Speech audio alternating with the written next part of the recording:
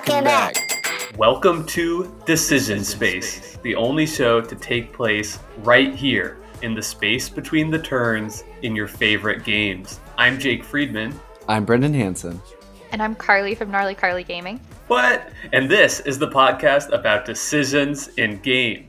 And today, it's going to be a discussion-based episode where we're going to talk about mechanics that make the game. So we all have come prepared with a few examples of games where we think one specific mechanic really makes that game sing.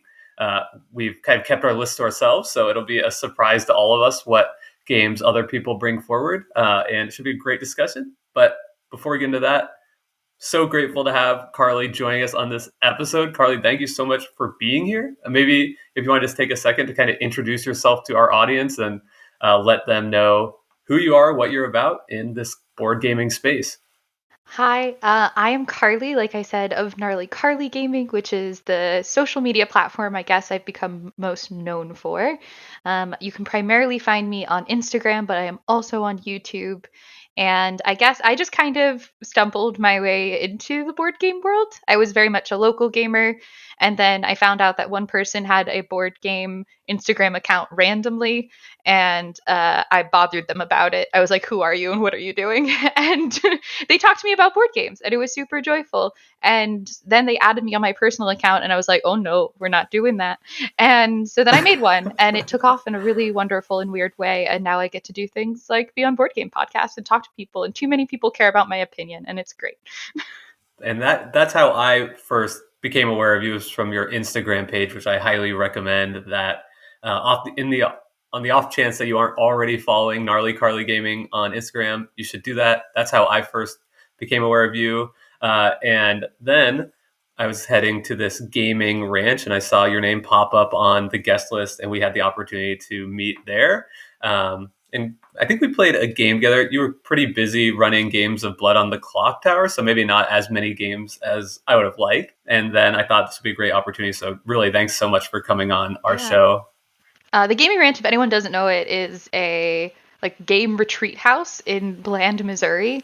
And we have a mutual friend who basically invited both of us out. And so we got to meet in game there a little bit. And yeah, I did run quite a bit of Blood per request. But I did a bunch of things too. But yeah, it was very, very cool to be there. Is it actually called Bland, Missouri? Or were you just... Oh my gosh. Yeah, Bland, and to tell people, especially since I'm not from Missouri. And so to tell people that I'm going on vacation and they're like, oh, where to? And I'm like, Bland, Missouri. It's not a sell. But the Gamers Ranch is amazing. It's really, really cool.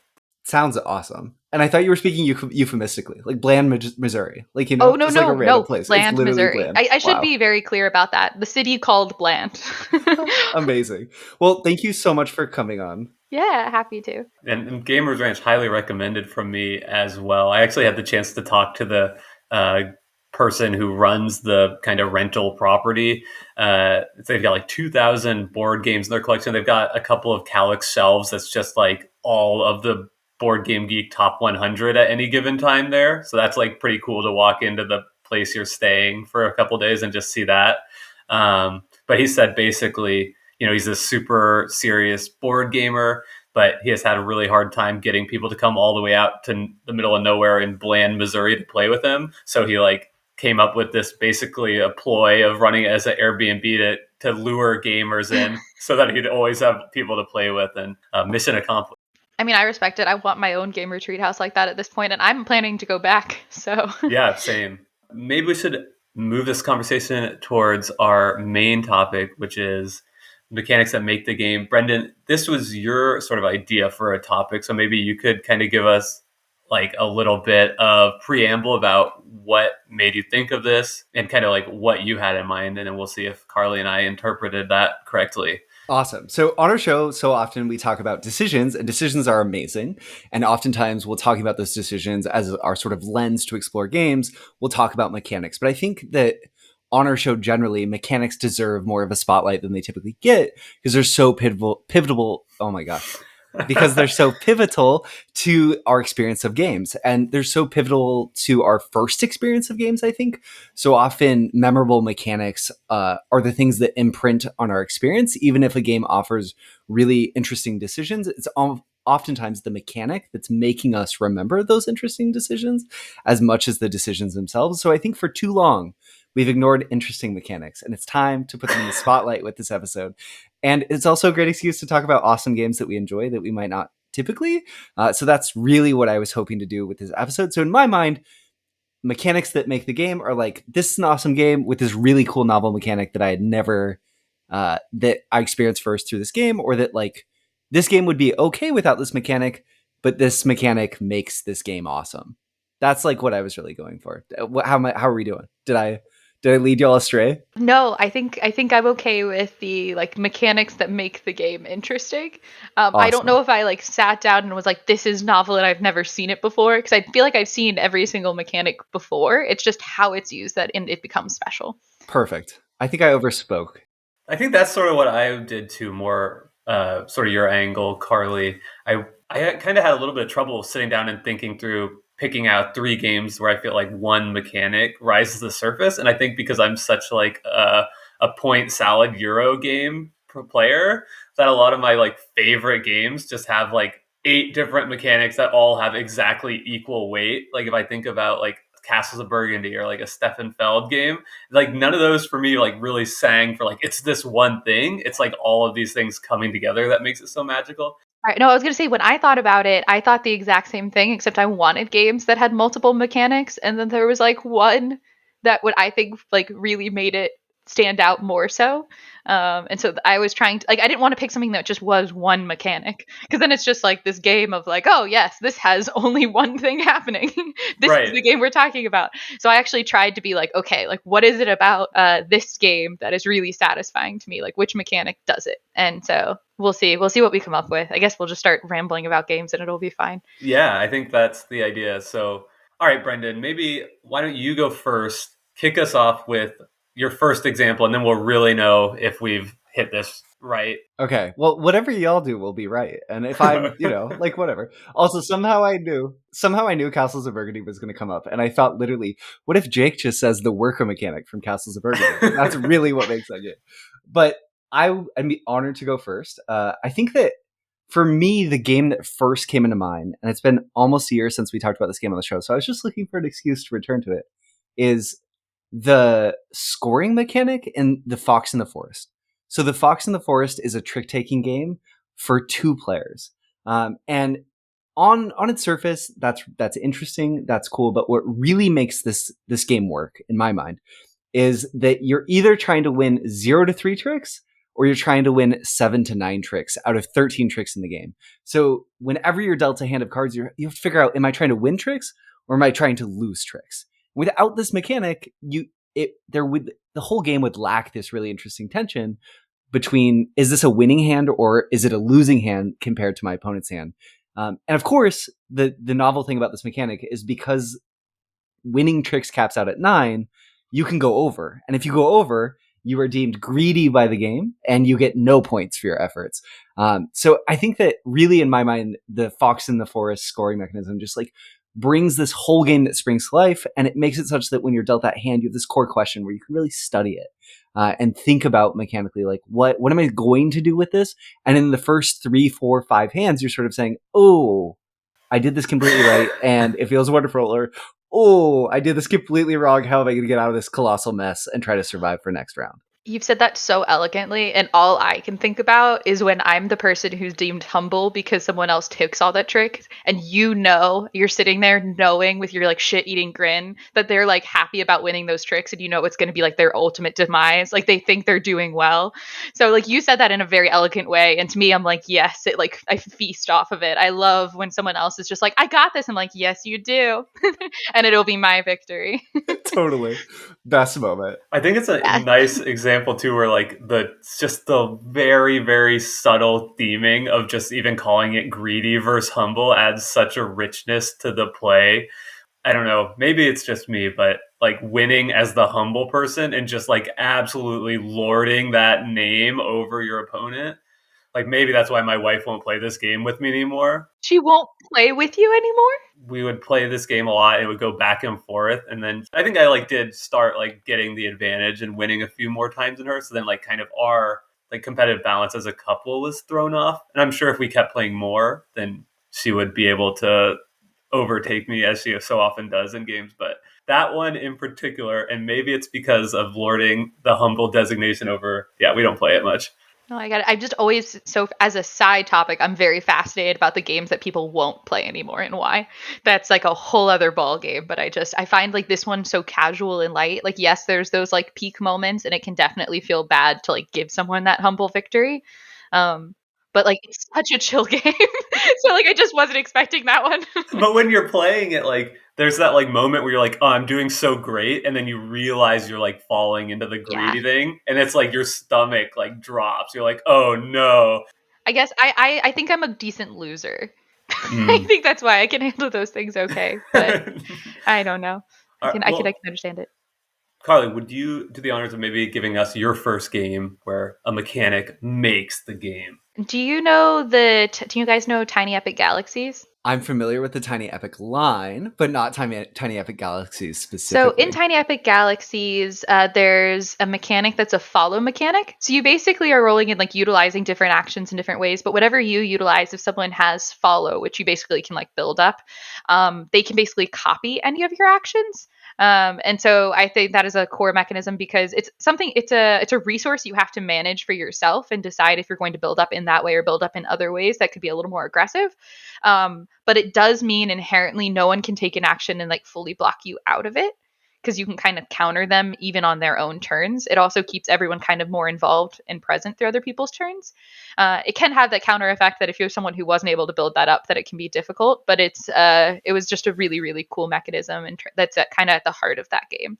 That one's a little more on the nose, but I find that I think the whole idea of being able to duplicate and pay attention to other people's actions and what they're going for and kind of plan your own strategy around it is a really cool thing to have in a game. Yeah, that's awesome. Like you might not pick an action because someone else is going to benefit more from that action. So you have to like figure out how to pick the right action that's going to benefit you the most without allowing everyone else to sort of leash or maybe off I want to do something, but I also recognize that you probably are going to do it. And if I have the follow, then I can kind of like go ahead in other capacities or like plan for your turn in a really interesting way. Sure. I think it works best.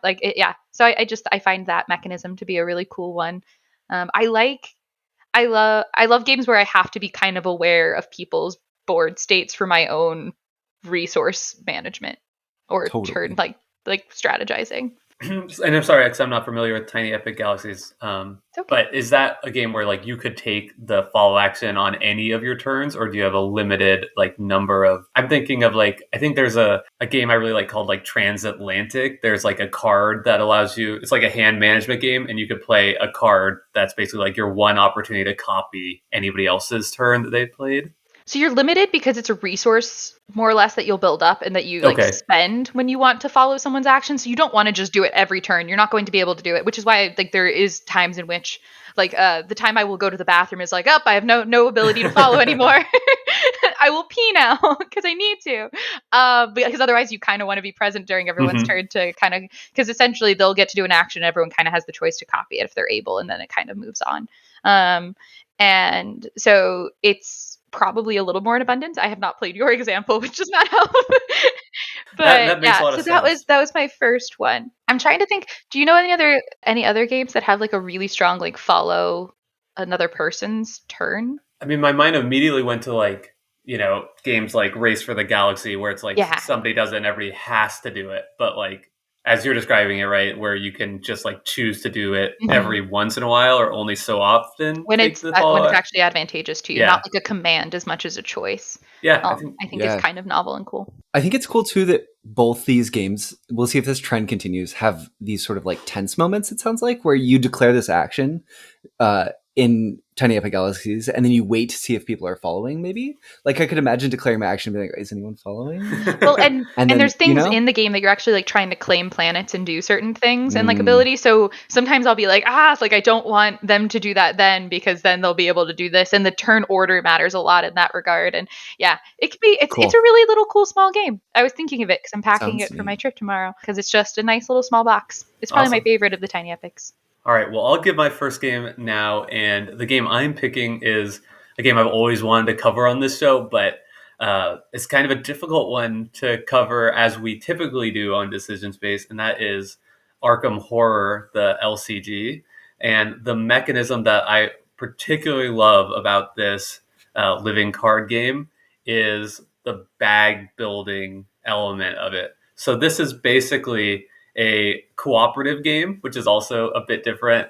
For me, I'm typically not a huge cooperative gamer, so I was trying to think through why does this cooperative game stand out to me so much? And I think it is because of this bag building element. So essentially, the way the game works is it is a series of skill checks.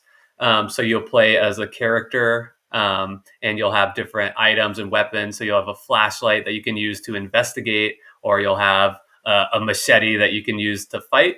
And anytime you want to perform any action, you have to dip your hand into the chaos bag, and the chaos bag has all of the result modifiers. So right, like instead of rolling a die for the skill check, you'll pull out from the bag and it could be like a +1, so it's like giving you +1, investigate to this search, or it could give you like a -2 to your fight, or there are like special symbols that come up in the bag where it can have all kinds of different effects depending on the scenario you're playing. And then maybe like the special sauce is that there's one single chit in the bag that is like your ultimate ultimate power, like super succeed, that allows you to like activate your player's unique ability. And there's one automatic fail, like in any circumstances. So it just makes, it just fits so perfectly with the theme of the game, which is like this like Arkham, like super dark, like super bad stuff happening, where it's like most of the things in this bag are bad. So it just fits so well with that, and it just creates like such tension. Like every time I dip my hand in the bag, I feel like it's the closest approximation of like the emotion of like fear that like you get like watching like a horror movie. Like, games don't really scare you in the same way, but like when everything you've been doing for the past hour and a half is building up to this like one opportunity to succeed, and you're like, oh man, I might draw that auto fail even though I've given all my resources to achieve this. It's like such a delicious thematic moment. And also the way you can like modify the bag as you go through scenarios, things change. It's just like the perfect mechanism for this game system. What is wild to me is, so I'm going to slightly insert one of mine here because it's relevant.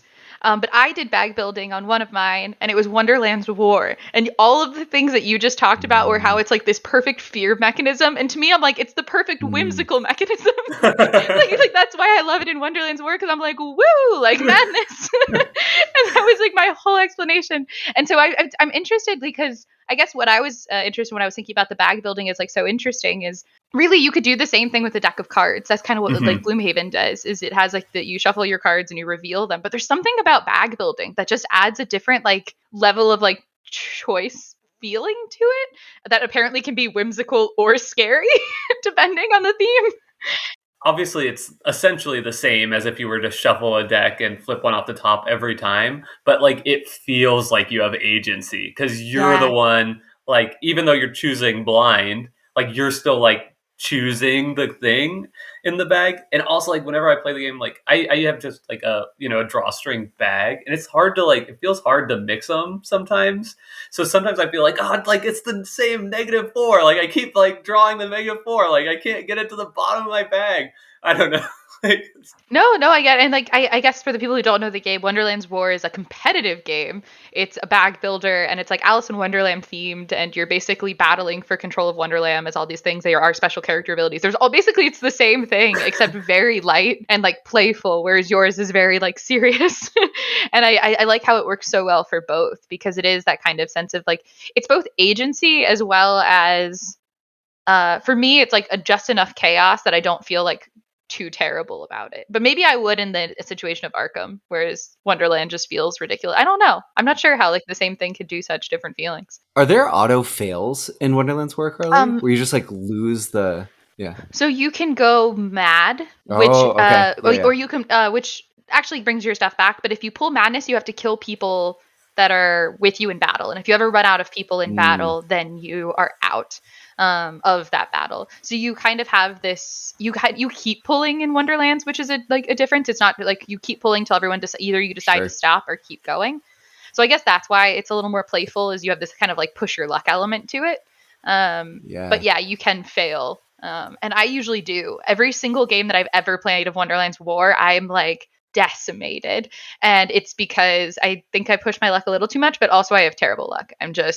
But I love it. It's very playful and fun to lose all the time. I think another just interesting difference. So in Wonderland's War, you're building your own bag, right? Yeah, so you have like a custom one that's based on your character, and then you can evolve it over time as long as you get special abilities and stuff like that. Just to draw the distinction, so in Arkham Horror card game, it's a shared bag that like everyone is drawing out of through the campaign. So that's just another cool thing that shows how like well that mechanism can work differently in a cooperative versus competitive game. Like in Arkham Horror, if you make some horrible choice in your campaign that tells you have to like drop this other terrible piece in your bag from now forward, it's like, man, that's gonna be bad for everybody.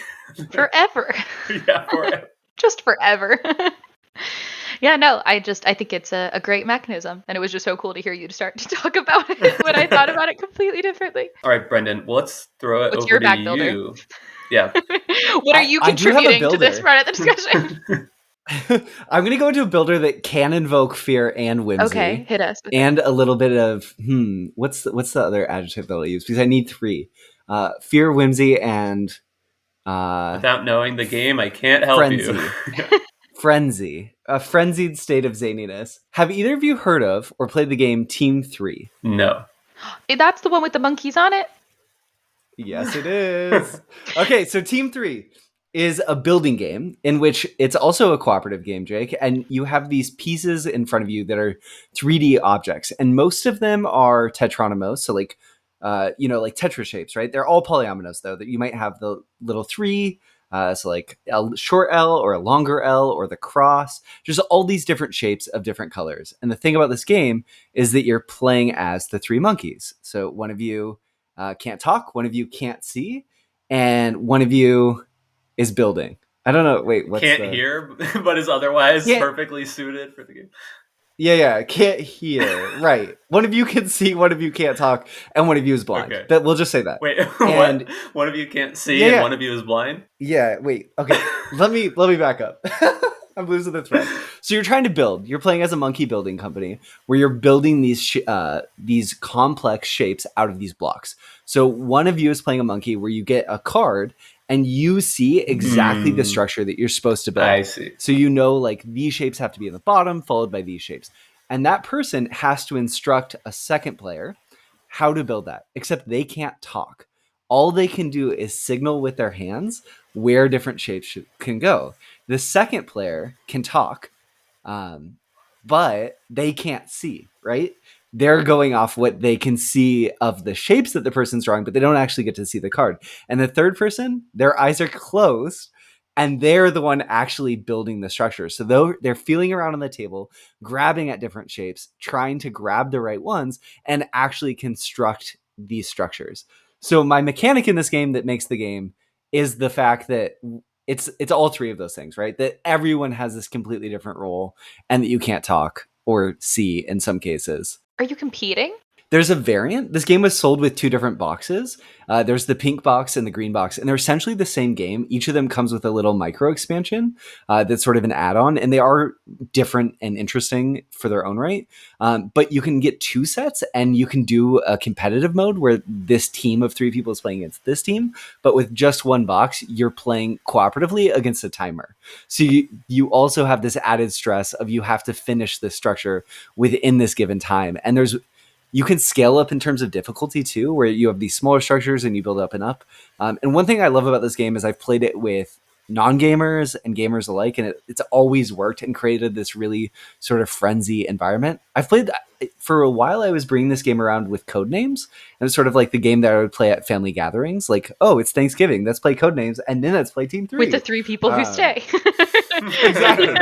With the 3 people I can get to stay. Well, we don't have full teams for Codenames anymore. Yeah, nice. But it's just a really interesting game that I think flexes different muscles and has that sort of memorable mechanic of everyone's coming at the same task from completely different directions. I love that example. And it also just makes me rethink my entire list because it's so like off the wall. It's like, dang it, like I should have picked like disc golf and how like the mechanism is that like you have to throw the disc and they fly through the air. I feel like you're saying I cheated. No, Party game. No. I'm joking about disc golf, but I'm totally sincere in how like that's just like one of like the amazing things about games in general is like the limitations that they put on us that make an otherwise simple task like challenging and therefore fun. And I don't think it like gets much simpler than like, and you have to play with your eyes closed. Yeah, or you have to draw these shapes with your fingers and say where they're supposed to go somehow. It's really fun. Again, that game is Team 3. Who's next? Wait, Carly, you're next. I'm next? Oh, I mean, I kind of interrupted with one, but I can be next. Okay, I'm going to do a very simple one, but I think it still makes it to me, and you can play without it, and I never would want to, and that's why I think this mechanism is glorious. But I was going to talk about Nemesis and the hidden traitor mechanic, which I always loved. Have you guys played Nemesis? I have not, but I am familiar with that one. Nemesis? Never. You don't know Nemesis? I know. No, I know Nemesis. I've never played it, but I do know it. Alien simulation game, essentially. Basically. So it is, it is aliens. They're intruders on the ship and all of those things. But you all have a personal objective card that will tell you something you need to do in addition to just survive. Everyone wants to survive. Most people want to go back to Earth, but there's other ways you can survive without going back to Earth, like escape pod, things like that. But there are hidden objectives that are traitor objectives where you want, for instance, the whole ship to go to Mars, which would kill everyone who has the objective to go to Earth, or things like that. And so what this does is we're all cooperatively trying to make sure like all of our engines are going as the coordinates are set, but you inherently don't trust people. People get to choose which one they do. And I feel like very rarely do I see a lot of people go for the traitor objectives, but this underlying tension makes you all waste time. And in this game, most people die. Whenever I play, most of us die. And part of that is because of the tension of the hidden traitor. Like I've actually met two people, strangers from the internet, and the first thing we did was play Nemesis. When they were like, hey, I'm relatively local and want to play games with me. And I'm like, yes. And we played Nemesis. And within like 10 minutes, I was calling someone a piece of shit because they were going to check the coordinates. And I was like, you're not checking their coordinates. Like, you want to go to Mars. Like, I don't trust you at all. And then they were actually indeed good. And I carried them to safety at the end of the game. And I think it was very bonding and cool. But they also tolerated that. And there's something to be said for that, like tension and like, I don't know, playfulness that just derives from that tension and the different kind of decisions that you make. So I think Hidden Traitor could be a very cool. I like Hidden Traitor as a potential, not a guarantee sometimes, because there's always the chance that no one's trying to hurt you, and that's cool too if you can sort it out. It's so much fun to experience doubt in someone when you shouldn't have ever doubted them in the first place and learn that at the end of the game. Yeah. So I feel like so often these hidden traitor like games, like The Resistance, right? So classically explores the opposite side of that interaction. And I feel like what you're saying, Carly, is so perfect. Not enough games get to explore the other side where like, oh no, they're not the jerk. I'm the jerk. Forever doubting them in the first place. And in that game, there is a choice. Usually, if you want to be a traitor, you get two goals in the beginning. Inherently, one of them might be a traitor, but not. You might get none that are traitor, and then you pick one.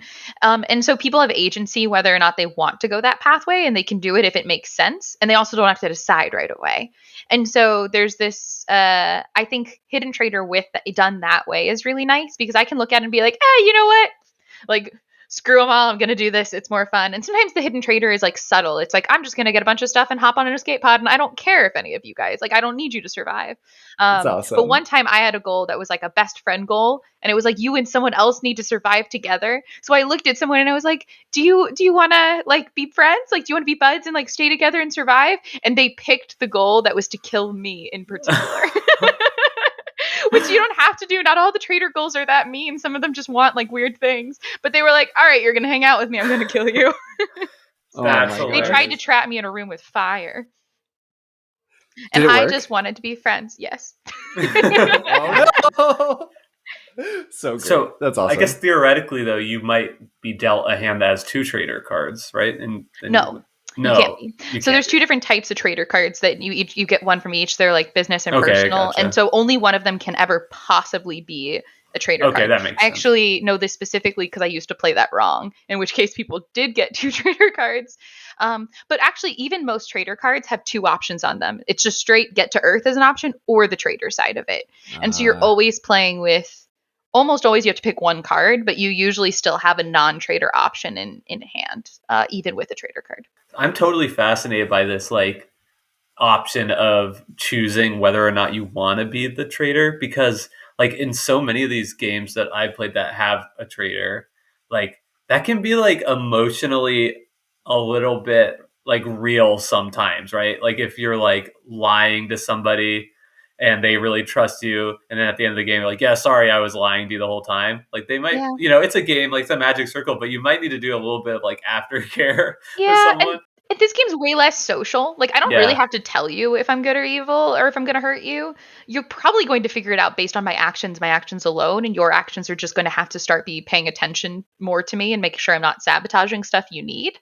Um, and so it doesn't feel as, um, I mean, trapping me in a room with fire, like that's personal. But a lot of them don't feel nearly as personal, and it's Mhm. less me like looking at you as a player and being like, you have to believe me, and it's more like that engine sure is working, and then you're like, I'm just gonna check it, like I just don't trust you, and so it might be a waste of your time, but I can probably win without you. So it's My a cool thought game. was just that like if somebody was lying to you, and like right there's if like you're being betrayed by somebody and they like actively chose to be someone like betraying people, like that Yeah. almost makes it like more cruel in some ways. I don't know, but it's just really cool, especially when you can like situationally be like, "This is going well for me. I'll go for that thing." Like I don't Yeah, know.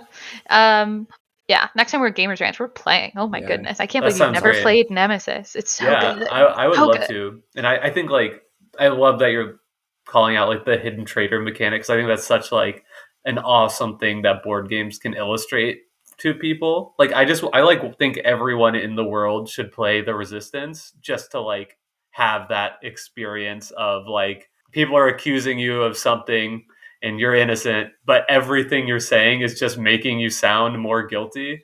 Like I feel like Yeah. that's like an important experience for people to like have, just to be like more complete humans. I don't know, but I will say, even if someone doesn't like the Resistance, this game does not rely on that social lying. You just don't have to, Yeah. really, and you can always choose not to. And so if someone's like, I don't like social deduction, I wouldn't take Nemesis. I wouldn't say Nemesis is something they shouldn't try.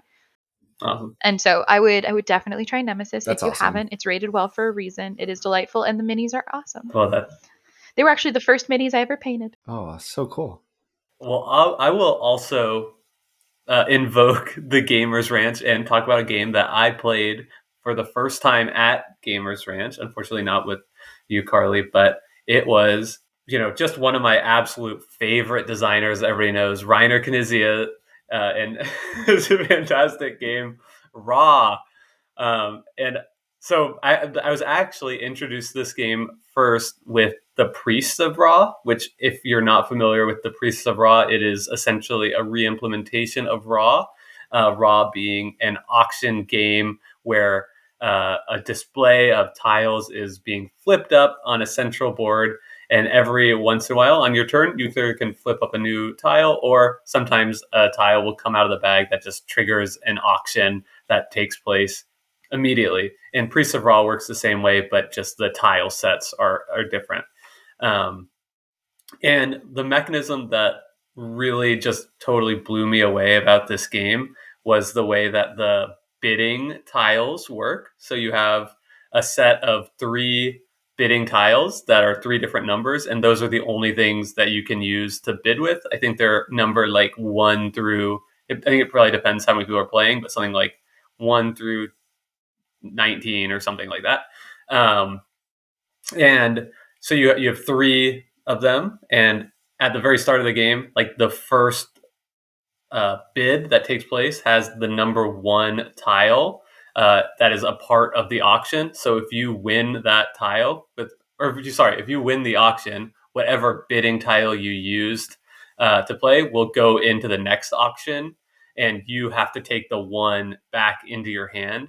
So it has just like this, in effect, it makes it so that like not only are you playing an auction, like a very like straightforward auction game, but you're also doing this like hand management system where every single auction over the course of the game, like you have to really carefully consider like what number from your hand of tiles that you're giving up in order to get what's in the middle, and it just creates like this really interesting richness to each bid, because the tiles you end up with, you will use those in the next round, and so on and so forth. And then even that carries through the very end of the game, where if you have the lowest number of total values of your auction tiles left, then you get hit by like a massive negative point. So you really have to pay attention to that throughout. I just thought like having that one sort of mechanism that carried throughout this game was something that like when I learned this game, like I instantly was able to really like cling to,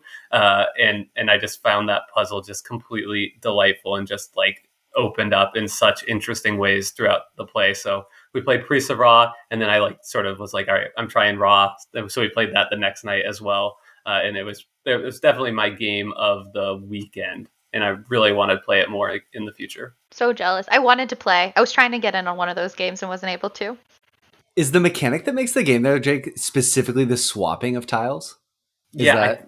And I think I kind of didn't say that super clearly, but yeah, I think it's the swapping of tiles, the way that like they are a core part of the actual like things that you're winning in the auction is one of these tiles, and that it carries through to the very end of the game. Like that was sort of like the last rule. It's like, oh, and also you have to care about these. It's not like these tiles just don't matter going into the last round.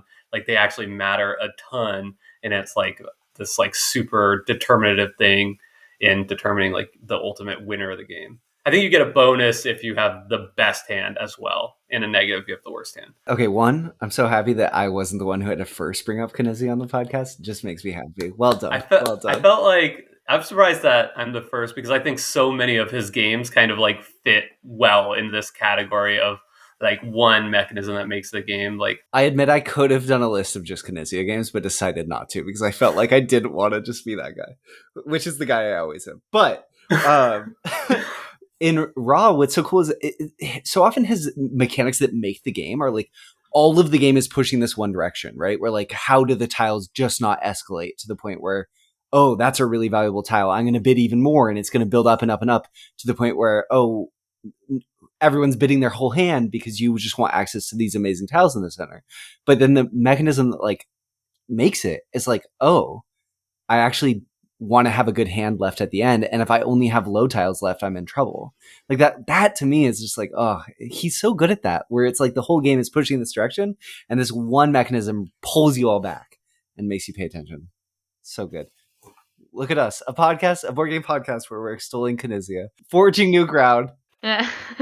Super original. Who is this designer of which you speak? Little known German designer, actually. Okay, am I up? I think so, yeah. Okay. Yeah, I think so. It doesn't really matter. You're going to do it. Awesome. Well, for this one, I thought long and hard, and I was going to do a Knizia game, but instead, to bring balance back, I'm thinking of a game with simultaneous choices.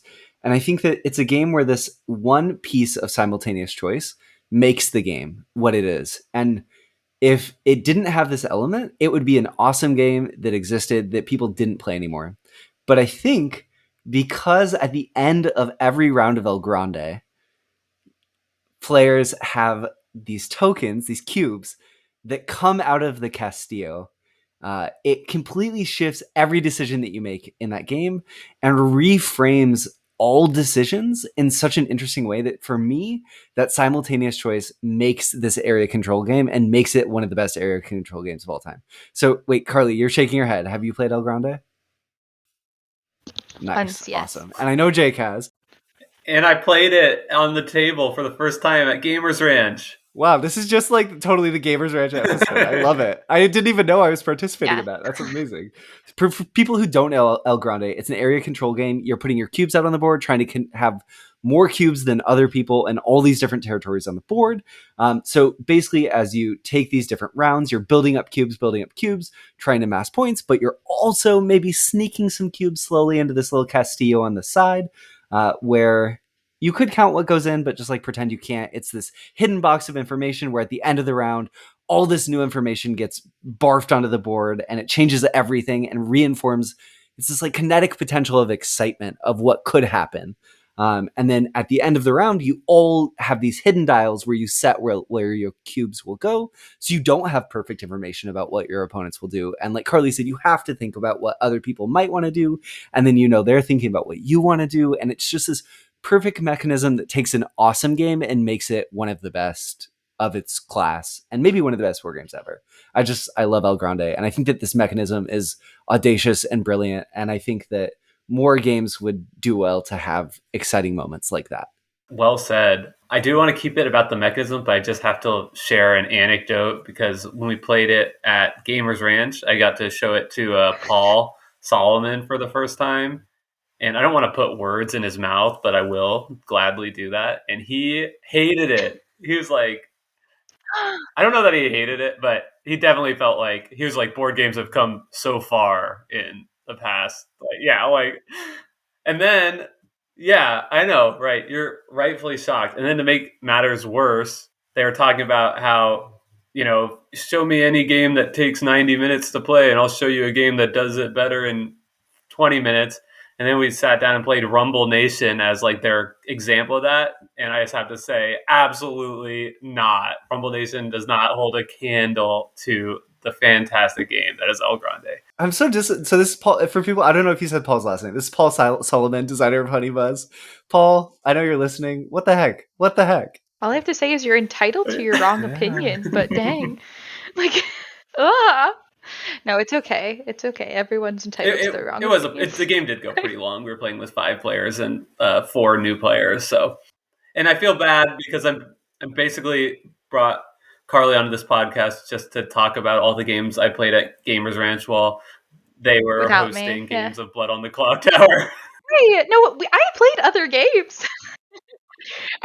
We only did 2 games of Clock Tower, and also Clock Tower is awesome. In case anyone hasn't played yet.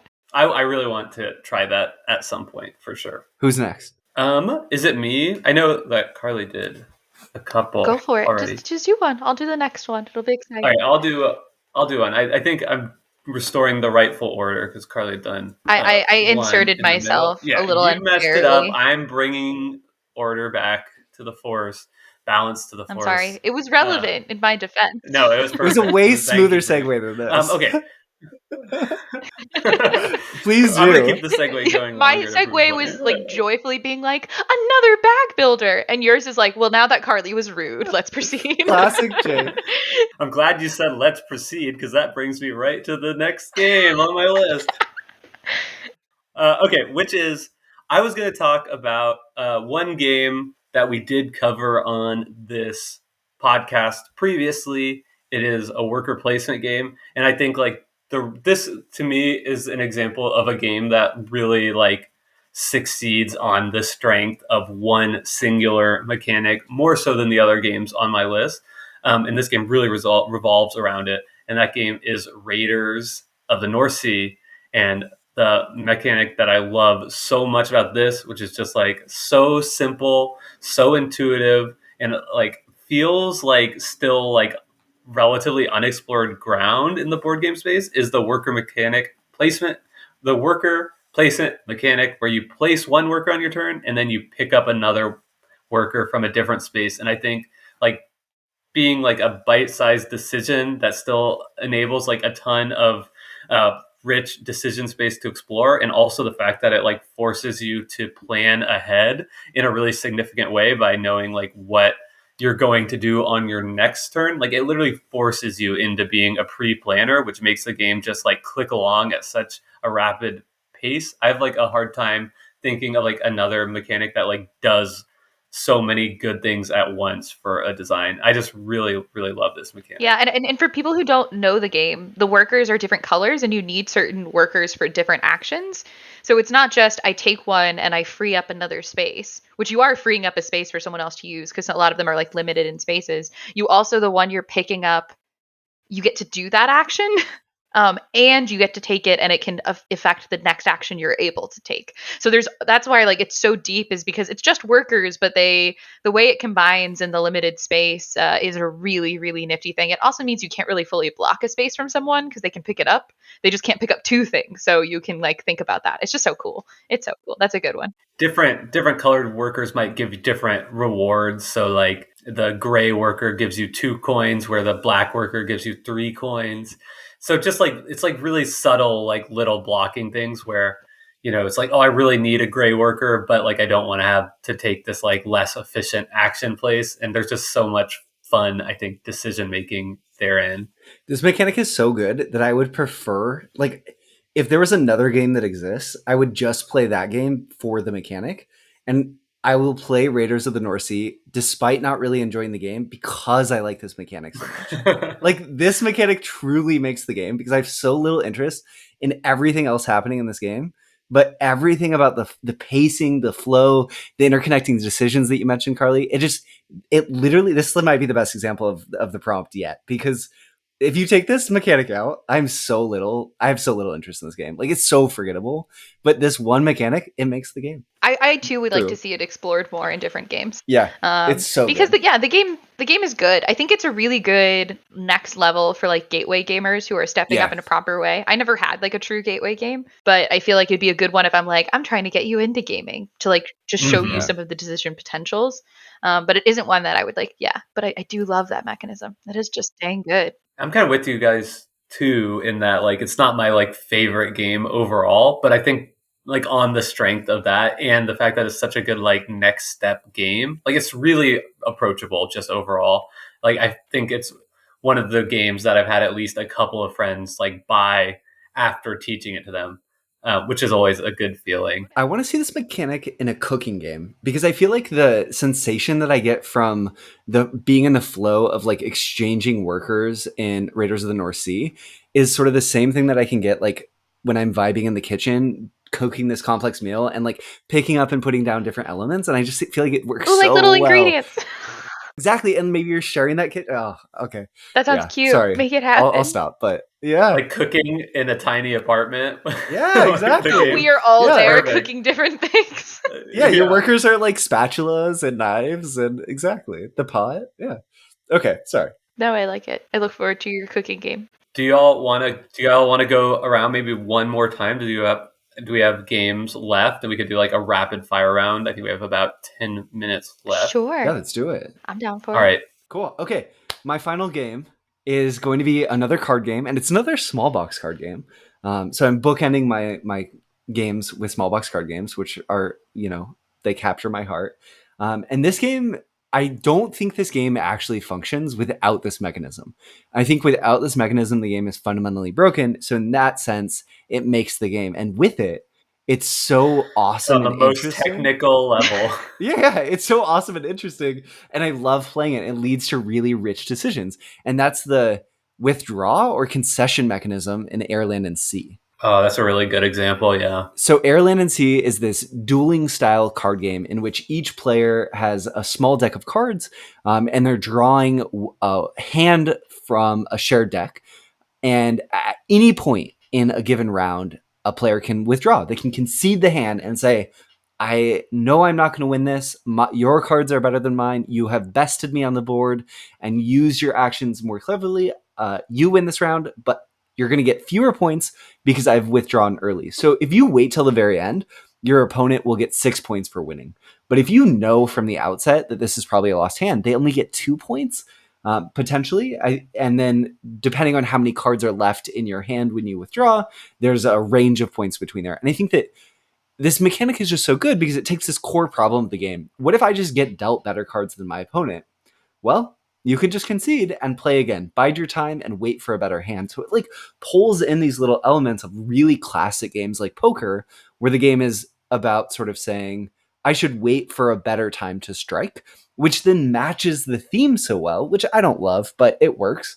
And then it also leads to these awesome moments where you can feel like a horrible fool for thinking that you had any chance of winning at all. And it also gives you a reason to maybe, if you're dealt a really strong hand, try to figure out how to sandbag a little bit. You have the potential to play cards face down as just blank cards that have a flat value. Maybe if you're dealt a really strong hand, you want to milk your opponent for points and sort of pretend like you're losing and get them to commit a little bit later and a little bit later. Oh, it's so good. That mechanic for me is exactly the type of mechanic that makes the game. And when I think of Air, Land, and Sea, I don't think about the awesome card play and the interesting combos and how elegant all of it is. First, even though I think about those things, I think about this withdraw mechanism and how it's this binding glue. Yeah. I mean, that's a great example. It's a very self-aware game in that way. And like what makes Yeah, the game fun definitely. and like what hands will be fun. And it kind of gives you a way to be like, well, this one's not going to be, so let's move on. And it's chuck nice. 'em. It's nice. Yeah. Yeah, I love that it gives you permission to like, Yeah. okay, no, let's get a really good match. Yeah, Yeah. so good. Or shall I pretend for a little bit? And that's also Right. really fun. Yeah, I saw the Shut Up and Sit Down review. I think it was them and their kind of takeaway about that specific mechanic being so good is like it makes everyone feel smart when it happens. Like when somebody concedes, like if you win the round, you're like, yes, I feel great because I won points. And if you're the person conceding, like you're like tapping yourself on the back because like you've made such a smart decision to concede when it was not going your way. And it's kind of like everybody wins, which is sort of rare to have in a round of a game. Yeah. Where especially like a 2-player competitive game, that a round can end with both people feeling good. Pretty cool. Especially inherently, some of the least like special rounds can have like feel special in a way. Right. Totally. Yeah. Jake, you should go next so Carly can be the grand finale. The final word. Okay, so my last example, really quickly, thinking through this prompt, I thought about another game that I like that is kind of two things that I typically don't like in games. So I was trying to think like what makes this game feel so special to me, and that is Aeons End. And as I already said in this podcast, I generally favor competitive games more than cooperative games, and this is a cooperative game. And I really am not big on the deck building genre in general, which people who listen to this podcast know well. And this game is definitely solidly in both, and yet it's been one of my most played games of the year. I've absolutely fallen in love with this game over the past few months. My wife and I have played it a bunch. We've taught it to a bunch of friends, and it's been a big hit with everybody. And I think the single mechanism that makes this game sing for me is a really small part of the game, and it's that turn order is random. So you have a deck of cards, so you can play up to 4 people. And basically the way it works is if you were playing a 4-player game, you have a deck of 6 cards, 1, 2, 3, 4, and then 2 of them are the Nemesis card. So you shuffle them up for each round, flip it over. If it's the 2, it's the person who has the number 2 who gets to go. If it's the Nemesis card, then the big bad that you're fighting gets to take a turn. And that little, like, so much of this game is known. I think most people who pick this would say the great thing about Aeons End is that when you never shuffle, like the other famous thing about it is you never shuffle your hand or your deck. You just flip it over and start drawing from it, so you can like group powerful combos together and do all that. And that's nice too. But I think like it's the fact that you have like so much known information, like it's totally cooperative. You can talk through everything you have in your hand, everything you want to do, and come up with like the best plan possible as a team. And everything is known except for the fact that you don't know who's going to get to go win. And like that element of intrigue, of randomness, of surprise leads to the best moments of the game where you're like, I feel like we're definitely going to win unless like the Nemesis gets to go twice in a row right at the start of this last round, or like, something really bad's going to happen. Like we're going to be able to kill this like minion, but we really need, my Bridget to go because she has the spells queued up, and you have like just like these tense moments of waiting to see if in fact Bridget will get to go before, the minion and the Nemesis does some terrible thing that's going to devastate our game. And I think that intrigue offered by just the randomness of turn order makes that game sing in a way that it absolutely would not otherwise. That's awesome. I didn't know about the potential for like reveal and turn order being exciting is really cool. Like whenever you can make the glue of a game, like something as fundamental as who goes next, exciting and a reveal, that's pretty cool. And to not have it get in the way because there's not other upkeep like shuffling your deck. Sounds really brilliant. I haven't played Aeons End, but the more you talk about it, Jake, the more you like it. And also, the more you talk about it, the more people aren't going to believe you don't like co-op deck building games, because apparently they're your bread and butter. It's all you talk about, guy. Wait, was this not the Roast Jake podcast? I thought we were talking about mechanisms that make the game, but whatever. Okay, so Carly, Yes. why don't you end this with a bang and give us your final game? That's a lot of pressure. Example. I have no self-confidence, but I'll do my best. Okay. So I'm going to combine two of them. I'm rejecting your prompt. and and so I was trying to think when you gave me this prompt about two games that I've been really smitten with lately, and not necessarily together, but I'm bringing them together now because of what my answer was and what made me like them so much. Like what mechanism made me like them so much? Because so I was thinking of Ark Nova and I was thinking of Anno 1800, and they're very different games, but they're games that I have personally been just like a fiend for. I've talked online a lot about, I think I've sold over 130 copies of Anno 1800 on my recommendation alone because I just love Wow. it so much. It's so satisfying. And then Ark Nova has kind of been there too. I like broke down about this game the other day. But either way, I was trying to figure out why I like them so much, mechanically, because I know thematically I can explain to you why it's so good. But I think for both of them, what it boils down to is there's a bunch of mechanisms that go into both, for sure. But for me, it's the hand management and like so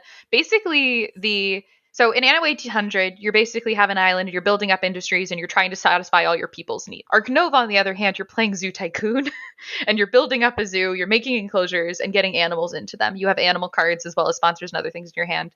And in both of these, you kind of are like planning for your own long-term like satisfaction, that I think is what makes it really good for me with hand management. Like in Ark Nova, you're more aggressively trying to like recruit cards, but in Anno 1800, the game ends based on when you're able to satisfy all those cards. So how you do those things, they're different in their own right, but together, I think there's something satisfying about having a hand and being able to plan for it and strategize around it. Like I sit there with Ark Nova, and half the time I'm like, I have this panda, and just you wait, till I like put this down, and I'm making that enclosure, and I'm getting ready for it, and like I am hyped. And in both games, I really like losing them because of this, because I have this like anticipation and growth, and I have this like planning that I'm trying to do to get these things done, and there's like incremental satisfaction in being able to resolve all those things. And that was a very long way of saying two different games and rejecting your prompt all around. But I do think it's like that anticipation you can get by trying to have like these goals on the outset of things to play that can be just so rewarding. That was a lot of words. Anno 1800 in particular, I haven't played Ark Nova, so I take your word for it when you say it's similar. But They're like in not. Anno, They're not that similar, but they both have that.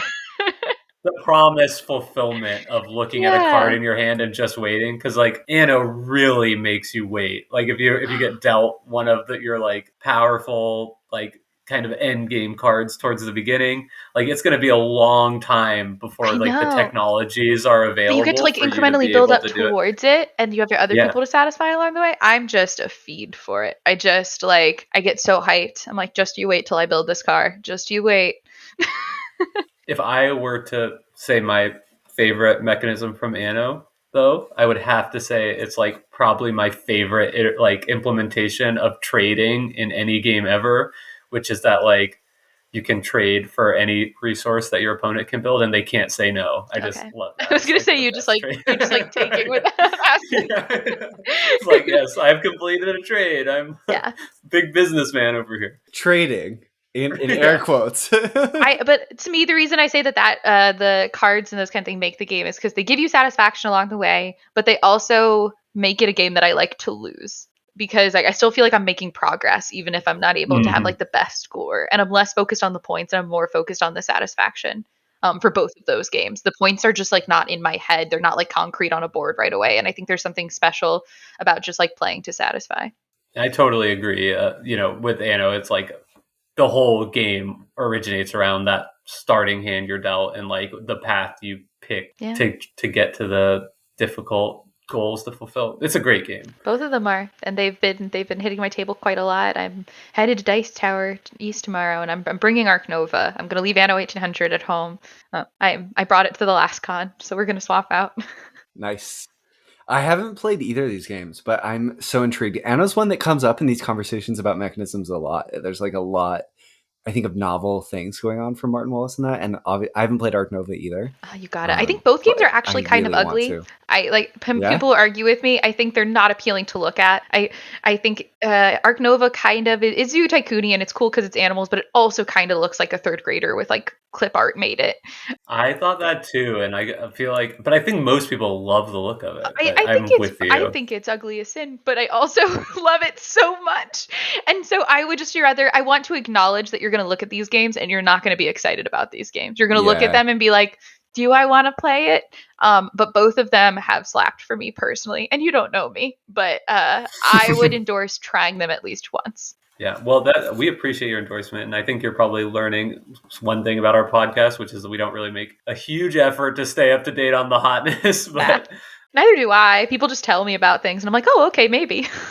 But yeah, given the chance, that was one of the ones I was sad that I didn't get a chance to play at Gamers Ranch, but next time for sure, if not before. Well, I think that brings us to the end of our discussion today. I just want to say, Carley, thanks one more time for coming on. Is there anything you want to kind of shout out or plug kind of at the last moments of the show? No pressure, but the floor is yours if you'd like to. Nothing in particular. I appreciate being here quite a bit. It's always a joy to talk to other people because that is quite literally why I made an Instagram, was just to talk to other gamers. So yeah, just thanks for having me, and I appreciate you both. So I want to second Jake's thank you and say it's really nice meeting you, Carley, and everyone should follow Carley's Instagram, and like she said earlier, check out her YouTube channel as well. We'll put some links into the show notes of this podcast. Wait, Jake, what are we covering next week? Living Forest? For all of our pre-planners out there. We could do Living Forest. Yeah, you put me on the spot. Let's do it. We'll do Living Forest next week. I know. And then we said coming up, we've also got Isle of Cats on our agenda. We've been playing that together. And then further down the line, Blood Rage and Agricola. Those are just going to take some more plays to kind of get our heads around, I think, to do those games the justice that they deserve. So if you want to pre-plan with us, you can check out all those games. I think they're all on Board Game Arena. So they should be nice and accessible for you. And as always, thanks so much for listening to this podcast. We've got more links for you in our show notes. Send us a review, all that stuff. And we want to thank Hembry, as always, for our intro and outro music. Reach out. Bye, all. bye.